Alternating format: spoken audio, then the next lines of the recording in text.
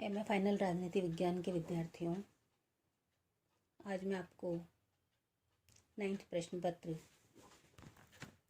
भारत में ग्रामीण और शहरी स्थानीय शासन के अंतर्गत बहुत ही महत्वपूर्ण विषय है ग्राम पंचायत के बारे में बताने जा रही हूँ। आज हम इसकी स्थापना और इसकी संरचना के बारे में अध्ययन करेंगे। ग्राम पंचायत प्रत्यक्ष रूप से निर्वाचित इकाई है। इसे ग्राम सभा की कार्यकारिणी समिति कहा जा सकता है। भिन्न भिन्न राज्यों में इसे अलग अलग नाम दिया गया है। बिहार, मध्य प्रदेश, पंजाब, पश्चिम बंगाल और उड़ीसा में इसे ग्राम पंचायत कहा जाता है।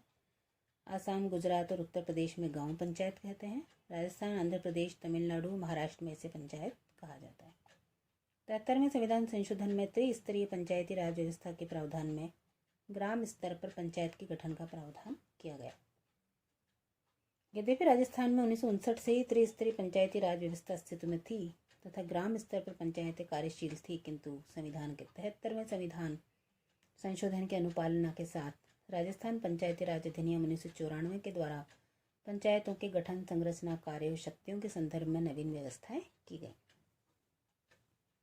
अब यदि हम ग्राम पंचायत की स्थापना के बारे में दृष्टि डालें तो राजस्थान पंचायती राज अधिनियम 1994 के अनुसार राज्य सरकार राजपत्र में अधिसूचना प्रकाशित करके किसी विधि के अधीन गठित किसी नगर पालिका या किसी छावनी मंडल में सम्मिलित नहीं किए गए किसी गांव या गांवों के किसी समूह को सम्मिलित करने वाले किसी भी क्षेत्र को पंचायत वृत्त घोषित कर सकते और इस रूप में घोषित किए गए प्रत्येक स्थानीय क्षेत्र के लिए एक पंचायत होगी। राज्य सरकार स्वयं या पंचायत के निवासियों के निवेदन पर निर्धारित रीति से प्रकाशित 1 माह के नोटिस के पश्चात किसी भी पंचायत का नाम बदल सकती है। पंचायतों को विधिक स्वरूप प्रदान किया गया है। इस हेतु अधिनियम में व्यवस्था की गई है कि पंचायतें निगमित निकाय होंगी। दूसरा, उन्हें शाश्वत उत्तराधिकार प्राप्त होगा। तीसरा, उनकी एक सामान्य मोहर होगी। चौथा, उसे क्रय या दान द्वारा या अन्य किसी भी प्रकार की चल या अचल संपत्ति अर्जित करने, धारित करने, प्रशासित करने और अंतरित करने का अधिकार प्राप्त होगा। 5वां, पंचायतें संविदा कर सकती हैं। 6वां, वे अपने नाम से वाद ले सकती हैं। 7वां, इनके विरुद्ध वाद लाया जा सकता है। तो स्थापना के पश्चात यदि हम ग्राम पंचायत की संरचना देखें तो पंचायत में सभी पंच प्रत्यक्ष रूप से निर्वाचित होते हैं। सरपंच का भी प्रत्यक्ष निर्वाचन होता है, किंतु उपसरपंच का चुनाव अप्रत्यक्ष होता है। पंच अपने में से ही उपसरपंच का चयन करते हैं।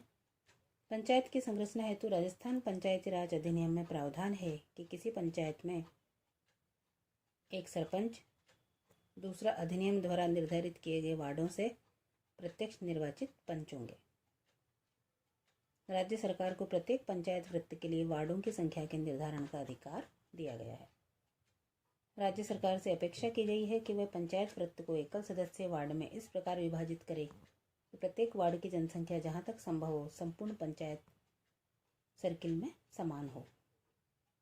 अधिनियम के अनुसार 3000 तक की जनसंख्या वाले किसी पंचायत वृत्त में 9 वार्ड होंगे।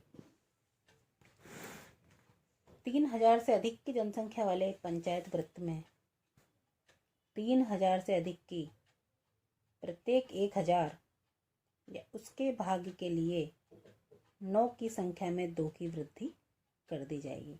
तो इस प्रकार से ग्राम पंचायत की संरचना की जाएगी। धन्यवाद।